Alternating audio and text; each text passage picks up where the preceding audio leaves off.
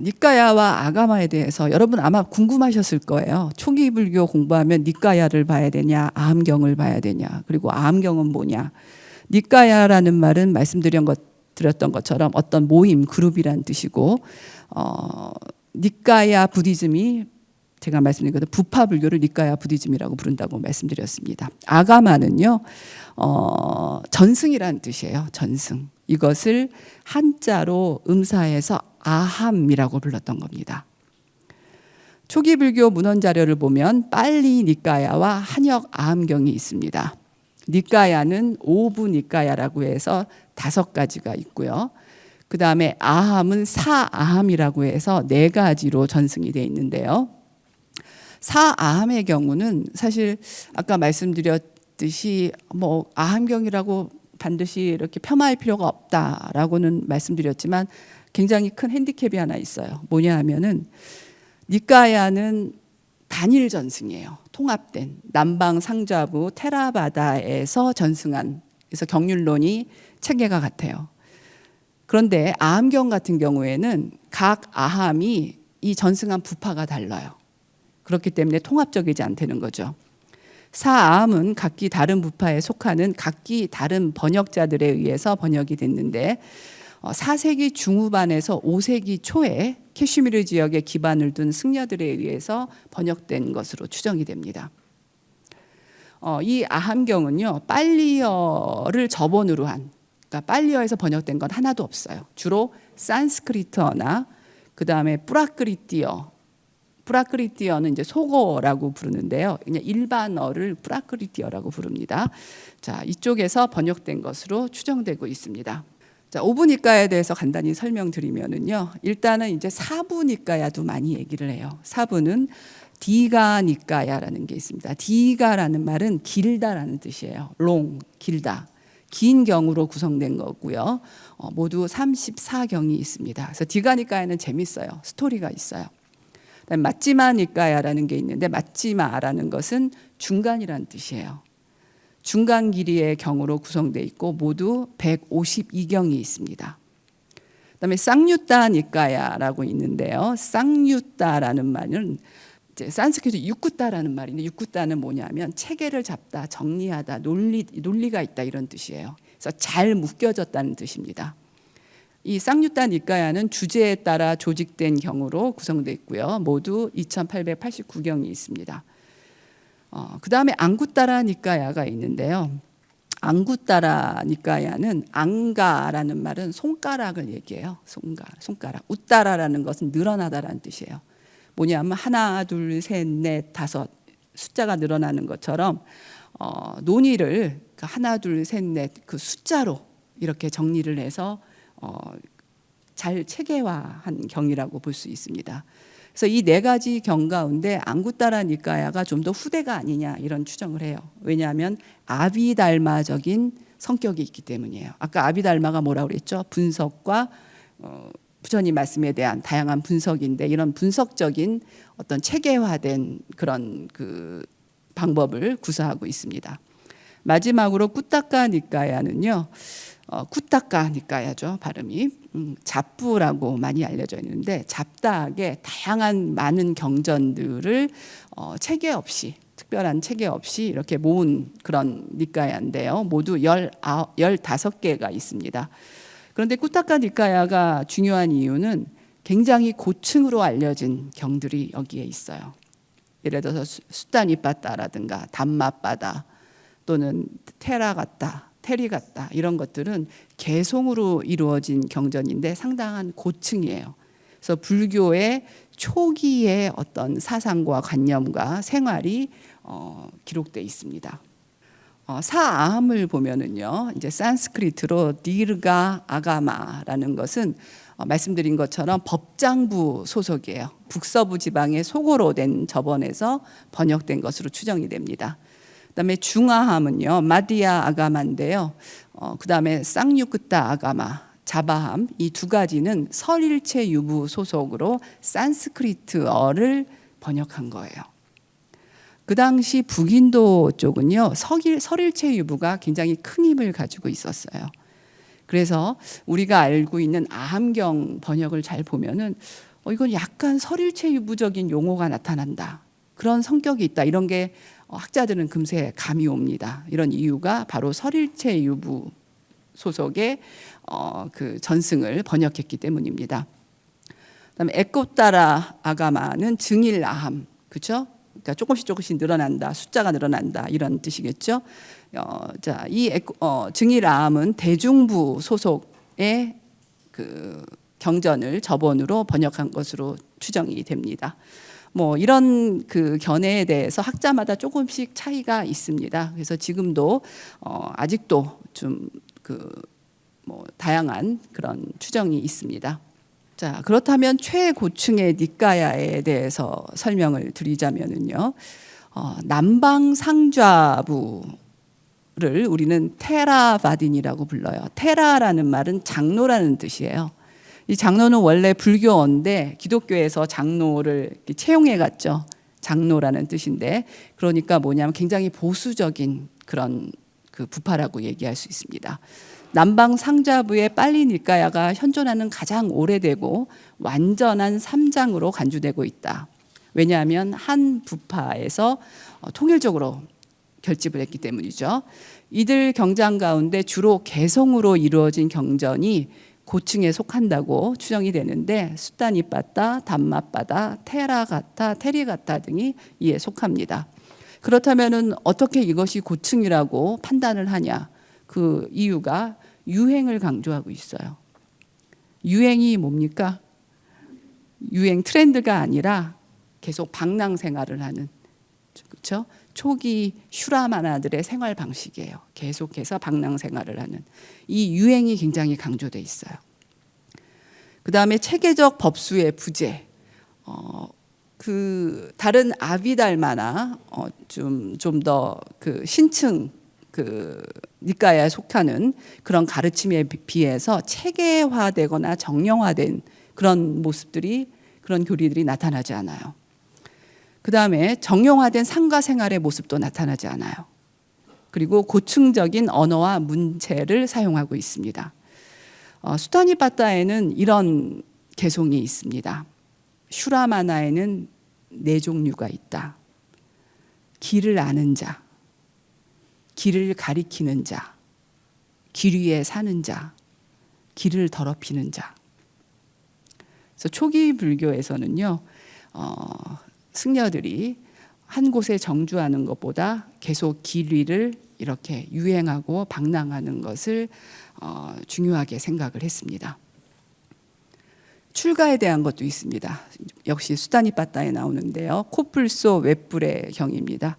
우리는 많이 들어봤죠. 무소의 뿔처럼 혼자서 가라. 자식과 아내, 아버지와 어머니, 재산과 곡식도, 친지들도 모든 욕망에 관계된 것들을 버리고 코뿔소의 뿔처럼 혼자서 가라. 이것도 수타니빠따에 나오는 개송입니다. 제가 이 개송을 굉장히 또 중요하다고 생각하고 의미가 있다고 보는 게 초기 불교의 가르침, 그 다음에 생활, 어떤 그들의 이상적인 그런 그 이념 이런 것들이 반영이 됐는데요. 인도 사람들은 이런 얘기를 해요. 불교가 인도에서 사라진 이유, 뭐 다양한 추정이 있습니다. 인도의 일반 사람들은 그 얘기를 해요. 출가주의 때문에 그랬다. 왜냐하면 인도의 브라만들은 결혼을 해요. 그리고 그들의 가장 큰 임무가 아들을 낳아서 세습을 하는 거예요. 자신들의 지식과 자신들의 지위를 계속해서 있게 하는 겁니다. 그런데 이 슈라마나들, 특히 불교는요, 그 가족도 자식도 집착의 대상이에요. 그래서 이 모든 것을 끊으라고 얘기를 합니다. 근데 인도적 사유에서는요, 제사는 너무 중요해요. 제가 계속 강조하지만 베다를 비롯해서 아리안이 가져온 인도의 어떻게 보면 힌두교의 기본 틀을 형성한 이들의 사고는 제사가 너무 중요해요. 근데 제사를 지내려면 자식이 아들이 있어야 돼요. 아들이 제사를 지내줘야지 천국에 갈 수 있어요. 자, 그런데 불교에서는 그걸 다 끊어버린 거예요. 그렇기 때문에 이제 인도 보통 사람들은 그래서 우리는 불교를 도저히 수용할 수가 없어. 이런 얘기를 합니다. 저희 입장에서는 좀 약간 이상하기도 하지만 인도에서 생활해 보면 아, 그래서 그랬구나라는 이해가 가기도 합니다. 자, 그다음에 또 재밌는 게요. 주석서의 권위입니다. 아따까따라고 불리는데요. 지금도 남방 상자부 쪽에 가보면은 주석서를 굉장히 중요하게 생각해요. 그래서 부처님의 수타 가르침보다는 주석서에 기인한 이해를 하려고 해요. 그리고 항상 병행해서 같이 봅니다. 주석서는 사실 삼장과 함께 아쇼카 왕, 인도의 전륜성왕이라고 불리우죠. 부처님 인멸 이후 100년 후쯤에 즉위했던 그런 왕이라고 하는데요. 이 아쇼카는 불교에 기이해서 자신의 아들, 딸이 다 출가를 해요. 그리고 아들, 딸이 모두 스리랑카에 불교를 전파하러 가는데요. 이때 삼장과 함께 아쇼카 주석서도 같이 전승됐다고 합니다. 스리랑카는요 싱할리어를 쓰죠. 그래서 그 당시에 이 주석서가 싱할리어로 번역됐다고 합니다. 그런데 지금은 현존하지 않아요. 자, 그런데 5세기경에 붓다고샤라는 학승이 스리랑카에 옵니다. 그래서 테라바다 이 스리랑카의 승단에서 그를 초빙한 거예요. 그래서 그가 스리랑카에 와서 빨리 문법을 정리를 하고 그 다음에 경률론 3장을 다시 재편집하고 그 다음에 주석서를 또 만듭니다. 그래서 3장의 주석서가 여러분 잘 아시는 청정도론이에요. 비수디막가입니다. 자, 그래서 뭐가 문제가 되냐면 사실 이 당시에 지금 현재 우리가 알고 있는 니까야가 이 당시에 체제가 정비가 됐어요. 그러니까 그 전의 것이 어떠했는지는 우리는 정확히 알 수가 없어요. 그러니까 사실 5세기 불멸 이후에 거의 1000년이 지난 다음에 5세기경에 편찬된 니까야, 비냐야, 아비달마가 우리에게 지금 전승이 된 거예요. 자, 싱할리어 문헌은요, 그 이후에 이제 사라져 버립니다. 그 전까지 붓다고샤가 오기 전까지는 싱할리어로 된 그런 문헌들이 있어서 어떻게 보면은 부처님 원음을 그 싱할리어로 된 그런 문헌들이 더 전승을 했을 수도 있겠죠. 하지만 완전히 사라져 버리게 됩니다. 자, 그렇다면 부처님 말씀에 대해서 한번 얘기를 해보죠. 부처님의 깨달음. 저는 사실 이 강연을 하기 시작했을 때 너무나 우리나라에 그 학식이 높으신 분들이 많아서 불교의 교리를 저까지 또 이렇게 해석을 한다는 게 뭐 그렇게 의미가 있을까 이런 생각을 했습니다. 그래서 여러분들에게 제가 전하고자 하는 것들은 도대체 어떤 토양, 어떤 배경에서 불교가 발생했으며 우리가 알고 있는 불교 문헌이 어떤 과정을 거쳐서 만들어지고 전승됐는가. 그리고 그것을 이해하기 위해서 이런 불교의 가르침이 발생한 그 지역의 문화를 여러분들에게 전달하려고 더 노력을 했습니다. 우리는 불교의 근본 교리라는 것을 거의 대부분 암기하고 있어요. 그렇죠? 그래서 12연기, 무화설, 사제설, 삼법인. 그런데 무엇이 대표적인 부처님의 근본 가르침인가? 물론 이 네 가지가 다 그렇겠죠. 그런데 각자 자신들의 눈으로 어떤 분은 연기다, 12연기다 이렇게 말씀하세요. 어떤 분들은 삼법인이다, 사제설이다. 그 다음에 인도라는 토양에서 내가 없다고, 자아가 없다고 말씀하신 무화설이야말로 불교의 진면목이다. 또 이렇게 얘기하시는 분들도 있습니다. 자, 그런데 저는 아까도 때라는 얘기를 계속 말씀을 드렸습니다. 어느 때, 어느 때. 사실 빨리어 경전에서도 어느 때로 많이 시작을 하죠. 부처님이 제세하셨던 때에 맞는 말씀을 하신 거라고 저는 생각을 해요. 그러니까 우리는 부처님이 제세하셨을 때를 이해를 해야 되는 거죠. 자, 부처님께서 담마짜까 빠바따나 숫담 초전 법륜경이에요. 최초의 가르침입니다. 만약에 이걸 우리가 최초의 가르침이라고 인정한다면 부처님이 말씀하신 순서대로 우리가 부처님 가르침을 이해하면 되겠죠. 부처님이 뭐라고 말씀하셨냐면 비구들아 출가자가 가까이 하지 않아야 할 두 가지 극단이 있다. 무엇이 둘인가? 이걸 또 우리가 리마인드 하면은요. 부처님 당시에 안액간따바다 말씀드렸죠. 씨앗드바다. 부처님만 이런 입장을 취하신 게 아니었었어요. 그 당시에 사상가들 가운데는 이런 입장을 취한 사람들이 상당히 있었어요. 자, 그 두 가지가 뭐냐? 저열하고 촌스럽고 범석하고 성스럽지 못하고 이익을 주지 못하는 감각적 욕망들에 대한 쾌락의 탐닉에 몰두하는 것. 그렇죠? 우리의 범속하지 평범한 사람들이 빠져 있는 거라고도 얘기할 수 있겠죠. 하지만 다르게 말하면은요, 그 당시 브라마나라고 하는 종교는요, 현세 중심이었어요. 그리고 자신의 이익 중심이었어요. 그래서 자신의 이익을 위해서 희생제까지 올렸어요. 다른 사람의 다른 생명을 앗아가면서까지 자신의 이익을 관철하려고 했던 그런 종교 행태가 있었습니다.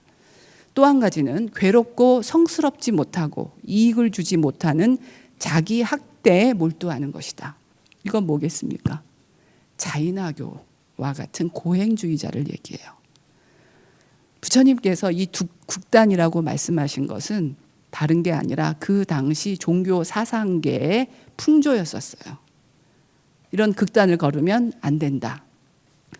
비구들아 이러한 두 가지 극단을 의지하지 않고 열에는 중도를 완전히 깨달았나니 이 중도는 눈을 만들고 알물 만들고 고요함과 신통과 정각과 열반으로 인도한다. 비구들아 그러면 어떤 것이 눈을 만들고 알물 만들고 고요함과 신통과 정각과 열반으로 인도하는가? 그것은 바로 팔정도이다. 부처님 이전에 인도 종교 사상가에서 이렇게 심플하게 답변을 주는 일은 없어요. 팔정도 우리 많이 외우죠. 그렇죠? 뭐 근데 내 삶에 적용하는 것은 사실 힘들고 그런 팔정도가 있구나 정도인데 사실 아무렇지 않은 것이 아니죠. 정답을 주셨어요. 이전에 인도의 사상계 종교계에서는 이런 식으로 콕 집어서 8가지 바른 길이 있다라고 이렇게 설명이 되는 경우는 없었어요. 굉장히 실리적이에요. 저는 불교가 제 체질에도 맞다고 생각을 하는 게 맞는 답을 주세요. 때에 맞는 답, 상대에 맞는 답, 그 시기에 맞는 답. 그리고 알 필요가 없는 거에 대해서는 설명을 안 해버리세요. 형이상학적인 문제. 내 고통을 없애버리는데 별 도움이 안 되는 그런 문제들에 대해서는 아예 답변을 안 하세요.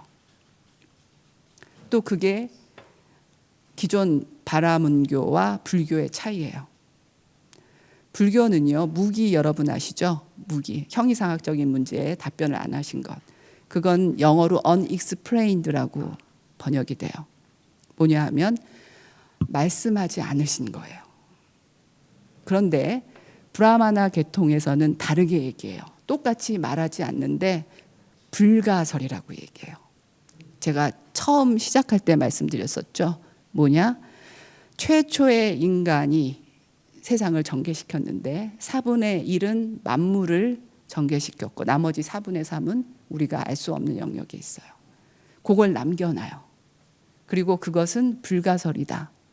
알 수 없다. 말할 수 없다. 그럼 어떻게 해야 됩니까? 계속 연연해야 돼요.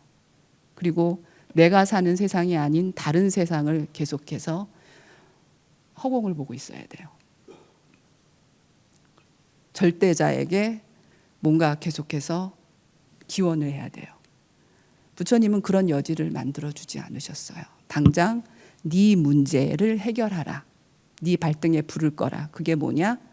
바로 탐진치, 가래, 탕하다. 그리고 바로 이 이후에 팔정도 다음에 이제 사성제를 설명을 하세요. 이 초전법륜경에 보면은 이 사제를 굉장히 장황하게 말씀하세요. 삼전 12행이라고 있는데 그것도 좀 교리적인 말이니까 아마 여러분들 알고 계시거나 이제 공부하시면 됩니다. 4가지 성스러운 진리를 말씀하시는데요. 두카를 먼저 말씀하시는데 사실 두카를 저는 이상하게 번역을 했네요. 바라는 바대로 되지 않는다. 굉장히 중요한 점이에요. 저에게 있어서는. 두카를 괴로움 고 이렇게 심플하게 번역하면요. 많은 걸 우리가 놓쳐요. 두카는 괴로움 고라고 말할 수 있는 게 아니에요. 그 이상이에요. 두카라는 말은요. 여러분 두라는 접두어가 붙으면 영어랑 비슷해요. 덜하다, 둔하다 이런 뜻이에요. 카라는 것은 일종의 바퀴랑 관련이 있는데 동그란 원의 바퀴랑 관련이 있는데 어원적으로 봤을 때 두카라는 말은 원활하게 굴러가지 않는다는 얘기예요. 잘 굴러가지 않는다. 그러니까 내가 바라는 대로 되지 않는다는 뜻이에요.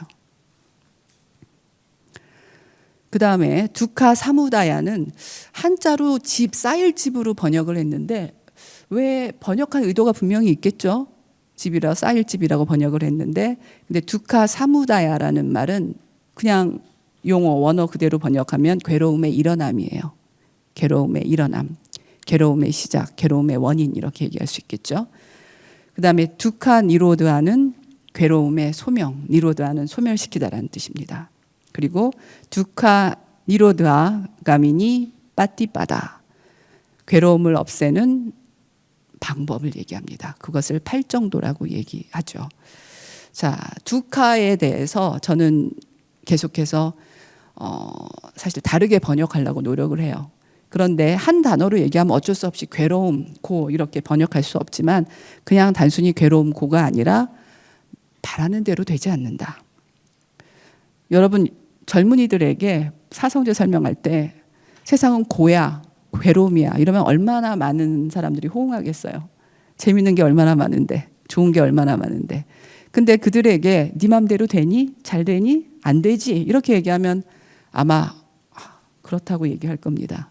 그래서 때에 맞는 그런 이해와 가르침이 필요한 거죠. 자, 그렇다면 부처님의 신에 대한 입장은 어떤가요? 사실 불교를 무신론이라고 얘기하는 경우도 있어요. 부처님은 신을 인정하지 않았다. 그렇습니까? 부처님은 신을 인정하지 않으셨을까요? 부처님은 별 관심이 없으셨어요. 그런데 창조주에 대해서는 명백한 반대의 입장을 보이셨습니다. 창조주 브라흐마에 대해서는요. 그리고 너무 재미있는 게 창조주는 하나여야 되잖아요. 브라흐마. 근데 니카에 보면은 브라흐마가 다양한 이름으로 불려요. 여러 명이에요. 그리고 그들은 부처님의 시중, 시봉으로 나타나요. 여러분 부처님이 깨달음을 얻으신 후에 설법을 할까 안 할까 망설이는 그런 대목이 율장 대품에 나타나요. 그때 브라흐마 사함파티가 나타나서 부처님께 권청을 해요. 깨달음을 베푸시라고. 사실 브라흐마는 상대 종교의 최고신이에요. 그런데 부처님께 오히려 권청을 해요. 굉장히 특이하죠. 그리고 3번 권청한 후에야 부처님께서 받아들이고 그 다음에 설법을 하세요. 브라흐마 사함파티 말고도 박하, 다양한 이름의 브라흐마가 불전에 등장합니다. 그러니까 좀 이상한 거죠. 그러니까 그냥 격화시켜버린 거예요.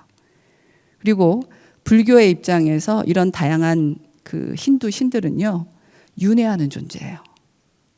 그렇기 때문에 그냥 일반 존재랑 다를 바가 없어요. 윤회를 벗어나지 못했기 때문에. 자, 니카야에서 부처님은 신들의 입장이 굉장히 심플한데요. 믿고 싶으면 믿고 믿기 싫으면 믿지 않으면 돼요.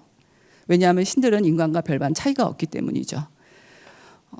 근데 최고신 브라흐마에 대한 부처님의 입장은 양면적이었던 것을 확인할 수 있는데요. 말씀드린 것처럼 창조주일 경우에는 단호하게 거부되었고 관습적인 신으로서는 존중하는 입장을 취하고 있습니다. 여러분, 제가 그 초전법륜경에 대해서 계속 말씀을 드렸습니다. 초전법륜경에 나타나는 것은 중도, 팔정도, 사제예요. 순서대로. 그렇죠? 거기에 연기에 대한 얘기 없어요. 특히 12연기에 대한 얘기는 없어요. 그런데 또 재밌는 게 율장 대품에 보면 부처님께서 깨달음을 얻은 후 12연기를 순관과 역관으로 관하시면서 삼매에 빠졌다라는 내용이 있어요. 그 다음에 무화설에 대한 내용이 없어요.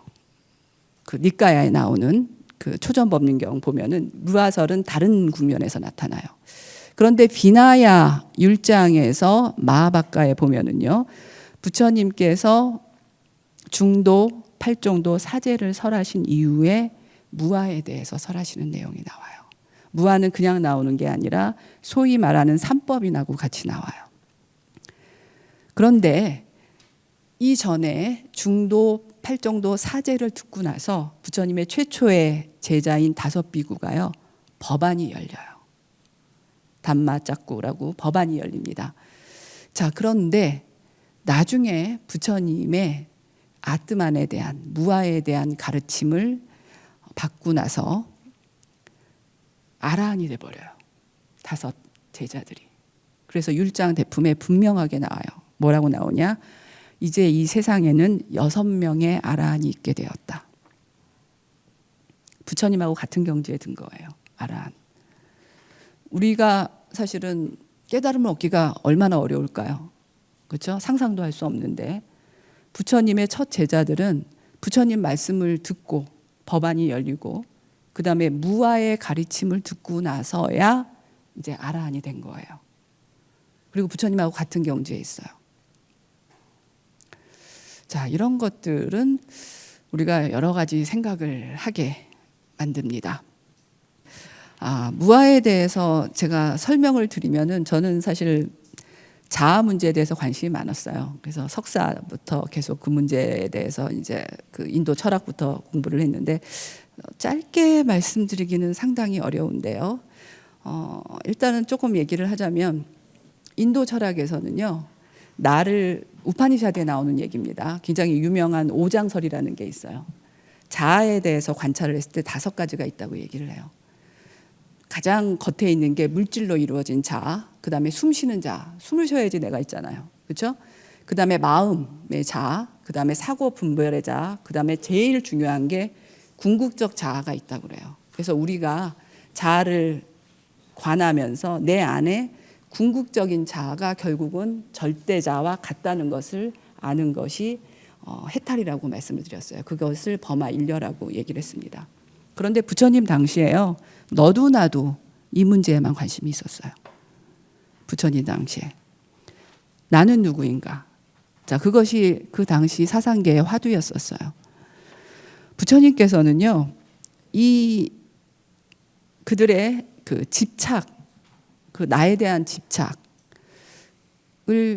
통렬하게 이제 뭐라고 경책을 하십니다. 심지어는 니까에 보면은요, 사띠라는 비구가 그런 얘기를 해요. 부처님께서 나는 사실은 없다라는 말도 되고 아니다라는 말도 되고 그 다음에 나라고 할 만한 것이 없다, 이렇게 이해하는 게 제일 맞아요. 니까야의 문헌적으로 봤을 때.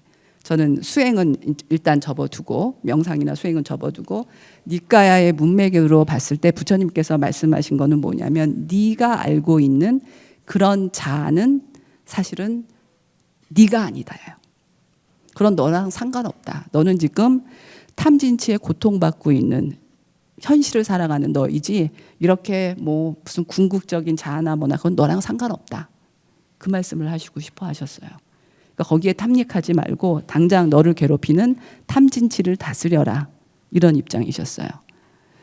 자, 거기에 대해서 이제 제가 문헌적인 그런 여러 가지 증빙이 있는데요. 자, 부처님께서는요, 이제 사띠 비구에 대한 얘기도 나오는데요. 어떤 비구가 그렇다면 누가 윤회하느냐, 아까 말씀하셨죠. 내가 없다면 누가 윤회하느냐, 어떻게 내가 없다고 얘기할 수 있느냐. 그리고 부처님께 막 거의 따지다시피 얘기해요. 근데 니까야에 보면은 부처님께서 그러신 예가 없는데 호되게 혼냈다는 얘기가 나와요. 그 비구를. 그리고 내가 너에게 빠띠짜, 연기를 설했건을 어떻게 그런 얘기를 하느냐, 이런 말씀을 하세요. 그런 말씀을 하세요. 자, 그 다음에 이 비구가 그렇다면은 이건 좀 다른 맥락입니다. 다른 맥락으로 몸이든 마음이든 어디든지 내가 있어야 되는 게 아니냐. 그렇다면은 마음이, 식이 윤회하는 게 아니냐. 그죠? 누군가는 윤회를 해야 되는데 내 마음 식이라도 윤회해야 되는 거 아니냐. 자, 이렇게 얘기했을 때 부처님이 뭐라고 말씀하시냐면, 이 몸은 50년도 가고 100년도 간다. 그런데 내 마음은 한시도 가만히 있지 않는다. 한시도 가만히 있지 않는다. 근데 그것을 너라고 생각하느냐. 잠시도 가만히 있지 않는데. 자, 이런 말씀을 하세요. 이게 좀 제법무화는 또 삼법인과 관련해서도 또 말씀을 드려야 되는데요. 여러분 오온이라는 거 아시죠? 오온, 색수, 상행식, 그렇죠? 사실 오온이라는 것은 자아나 인간만 얘기하는 게 아니에요. 나마루빠라고 하는 것은 명색, 여러분 아십니까? 이 오온은 나마루빠라고도 얘기를 해요. 명색은 이름명에다가 색, 그렇죠? 색인데 명색이 내가 누군데, 여러분 아시죠? 명색이 판사라는 사람이. 우리는 그렇게도 쓰는데 명색이라는 것은 이름과 물질, 사물 그 모두 결국은 삼라만상을 얘기해요. 근데 오온이 우리는 인간 자아라고 얘기하잖아요. 그런데 불교에서 보면 나마 루빠 가운데 오온이 있어요. 그러니까 오온은 나만 얘기하는 게 아니에요. 나를 포함해서 나로부터 비롯된 모든 것을 얘기해요. 그래서 오온 12처 18개는 같은 말이에요. 그런데 오온에 대해서 설명을 드리면 오온이라는 말은 산스크리트어로 판짜 스칸다라고 불러요. 스칸다라는 말이 뭐냐면 나무의 몸통이에요. 제가 여기 나무를 그려놨는데 제 손을 보시면 이 손바닥이 있고 그다음에 손가락이 5개가 있죠. 바로 이 부분이 스칸다예요. 이 부분이 5개가 있지만 절대 분리되지 않는다는 얘기예요. 오온은. 그래서 이 5가지가 뭐냐면 색수 상행식인데 색은 루빠라고 하는데 물질이라고도 번역이 되고 몸이라고도 번역이 돼요. 그렇죠? 그다음에 수는 뭐냐면 느낌이라고 얘기를 하는데 나중에 아비달마나 조금 더 자세한 설명을 하는데 보면 촉하고 비슷해요. 만남, 받아들임 그런 그 부분입니다. 그렇죠? 그다음에 상이라는 게 있는데요. 한문 상자 아시죠? 나무목에, 그렇죠? 그다음에 눈목에 마음 신자죠. 바로 그거 생각하시면 돼요. 뭐냐면 내 눈이 나무를 봤어요. 근데 내 마음에 나무가 뜨죠. 그러니까 통각작용이에요. 이미지가 나한테 접수되는 거예요. 그렇죠? 그래서 뭐냐 하면은 이 색이라는 것은 물질인데 눈도 들어가고 사물도 들어가요. 사실 주관과 객관이 다 색에 들어갈 수가 있어요. 그리고 이 만남을 통해서 객관, 대상이 내 눈 감각기관에 부딪히고 그 다음에 마음에서 알게 되는 거예요. 통각작용이에요. 그 다음에 행이 나옵니다. 이 행이 너무 재밌는 게 왜 행을 행이라고 번역했는가 중국인들은. 행은 산스크리트로 쌍스까라예요. 쌍스까라. 아까 쌈이라는 접두의 의미 제가 말씀드렸죠. 만나다예요. 우리 쌈 싸먹는다 생각하시면 돼요. 쌈을 모으잖아요. 그렇죠? 그 다음에 까라라는 것은 까르마랑 같은 어원이에요. 두 동사예요. 행위예요. 쌍스까라라는 말은 뭐냐면 행위가 쌓이는 거예요. 행위가 쌓이는 것. 계속해서 쌓이면 어떻게 되죠? 관성이 생겨요. 성향이 생기고 습관이 생기고 취향이 생겨요. 그게 행위예요. 그 다음에 식이라는 것은 인식작용이에요. 그리고 인식작용도 될 수 있고 뭐 요즘 아르마리라고도 막 번역을 하는데 이 5가지가 나마루빠고 나를 이루고 있어요. 그래서 저는 이것을 쉐이프, 한 가지는 몸이다. 그 다음에 수를 느낌, 부딪힘이다. 그 다음에 상을 알미다. 그 다음에 행을 관성 또는 성향이다. 그 다음에 식을 분별이다. 이렇게 보고 있는데 가만히 보면은요. 이게 사실 너무 조심스러워서 사람들이 함부로 설명을 안 해요. 유명 학자들도 이 문제에 대해서 함부로 설명 안 하더라고요. 근데 전 무식하면 용감하다. 용감하게 얘기해 보겠습니다. 이 5가지를 보면은 인식 과정하고 좀 관계가 있어 보여요. 그렇죠? 인식 과정하고 관계가 있습니다. 자, 그런데 부처님께서요. 무화설을 설하시면서 이 5가지는 모두 뭐라고 얘기하시냐면은 내가 아니고 나의 것이 아니고 나의 아뜨만이 아니다라고 얘기를 하세요. 그냥 작용일 뿐이에요. 작용일 뿐이에요. 근데 일종의 에너지라고 얘기해야 되나요? 어떤 과정일 뿐이에요. 실체가 있는 것이 아니에요. 그리고 이 5가지를 얘기하시면서 이제 나중에 또 고에 대해서도 설명을 하시는데 오원에 취착하는 것, 그렇죠? 바로 고에 대해서 바로 오온에 추착하는 게 고라고 말씀을 하세요. 많은 고를 설명하시는데 맨 마지막에 빨리 니까야 보면은 요컨대, 정리하건대, 다시 말하자면 이 모든 고는 오온에 추착하는 것이다, 이렇게 말씀을 하세요. 그렇기 때문에 없어야 되는 거죠.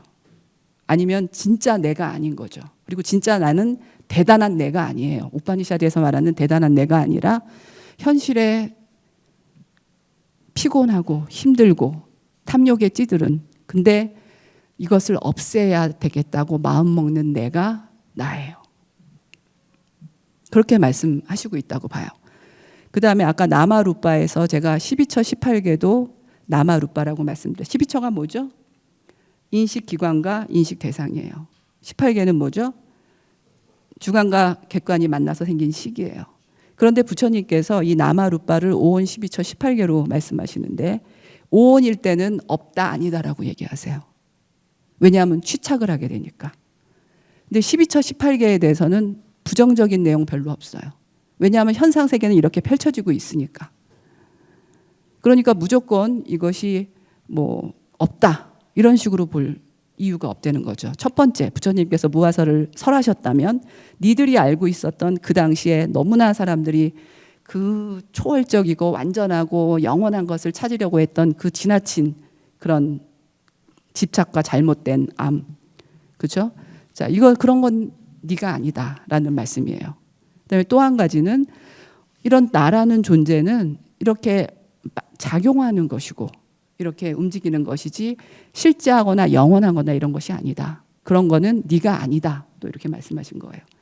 그리고 12처 18개를 통해서 세상은 이렇게 펼쳐진다. 그래서 잠정적으로 그건 인정되는 거예요. 우리 눈앞에 세상은 이렇게 펼쳐지니까. 하지만 오온에 대해서 말씀하실 때는 집착이 있기 때문에 그것은 너도 아니고 너의 것도 아니고 너의 아트만도 아니다. 이렇게 설명을 하신 거죠.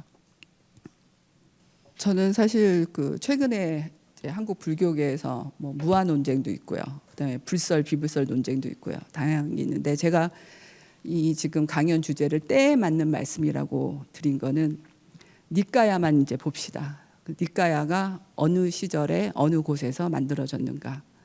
제가 그래서 처음에 브라만이라든가 이 아리안들이 가져온 베다가 뭘 강조했는지를 일부러 정리를 해드렸어요. 실제한다. 궁극적인 실제는 있다. 그리고 그것은 영원하다. 당연히 있어야 된다. 자, 이것이 한쪽 그 사상계에서는 굉장히 그것이 하나의 그 슬로건이었었죠. 그다음에 또 한 가지는 뭐냐 하면 인도인들의 사유 방식 가운데요. 좀 이상한 게 특이한 게 있어요. 뭐냐 하면 있다가도 없을 수 있잖아요. 그렇죠? 없다가도 있을 수 있잖아요. 근데 인도인들은 있다라고 얘기할 때 있는 것은 영원하다라고 생각하는 경향이 있어요. 그래서 있다. 그렇다면 상견에 빠지지 말라. 그게 있으면 있는 건데 그게 유견이지 왜 상견입니까? 그렇죠? 왜냐하면 베다 시기부터 있는 것은 영원하다, 완벽하다 이런 것들이 어떤 종교적 컨셉으로 그들에게 세뇌되어 있는 것 같아요. 그러니까 인도에서 만들어진 인도 사상과 인도에서 발생한 불교를 지금 우리의 상식과 통념으로 100% 똑같을 거라고 기대하면서 이해하는 것에서 어떤 괴리나 문제점이 발생하는 게 아닌가 저는 그런 생각을 해요. 그다음에 두 번째는 인도에서요. 제가 이제 자갓이라는 말이 있어요. 자갓. 자갓은 뭐냐면 우리가 사는 세계를 자갓이라고 불러요. 힌디어에서도 그렇고 산스크리트에서도 부릅니다. 자가 뭐냐면 산스크리트로 온다란 뜻이에요. 태어나다. 가는 간다란 뜻이에요. 재밌죠? 짠. 우리 나타나다 할 때 짠 하잖아요. 그다음에 가는 것.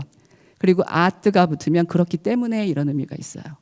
그러니까 우리가 사는 세상은 왔다 가는 곳이기 때문이에요. 그래서 영원하지 않아요. 없는 거예요. 왜냐하면 그들에게 있어서 있는 거면 있는 계속되는 거고 없는 거는 없는 거예요. 오래 지속되지 않는 것은.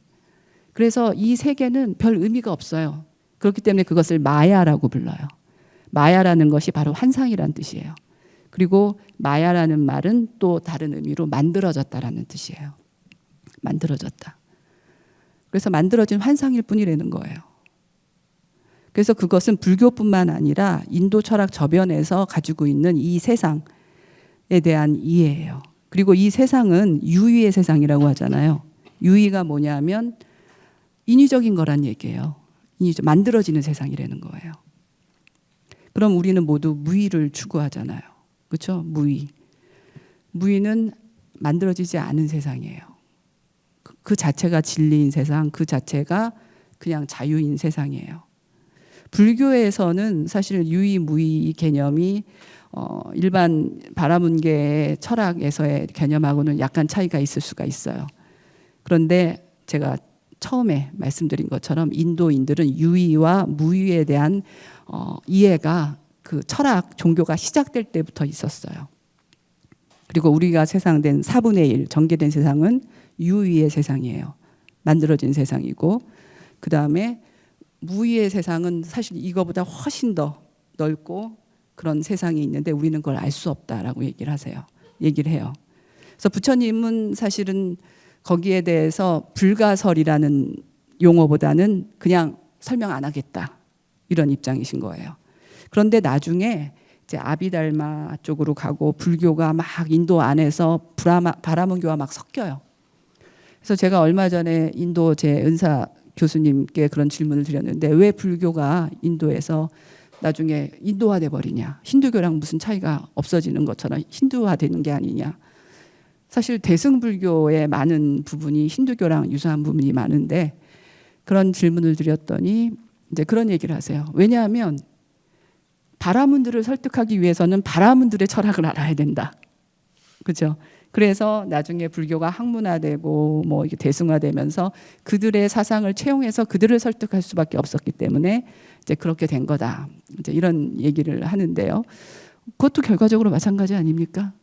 어떻든 간에 그들의 사상을 채용해서 그들을 설득했던 어떻든 간에 인도에서 불교는 결국은 때에 맞는 말씀이라는 얘기를 한 것처럼 바라문교도를 설득하기 위해서 바라문적인 사유와 사고와 체계를 또 받아들인 것도 사실이라고 얘기할 수밖에 없죠. 그러면 이것으로 오늘 강의 마치도록 하겠습니다. 네, 큰 박수 부탁드리겠습니다.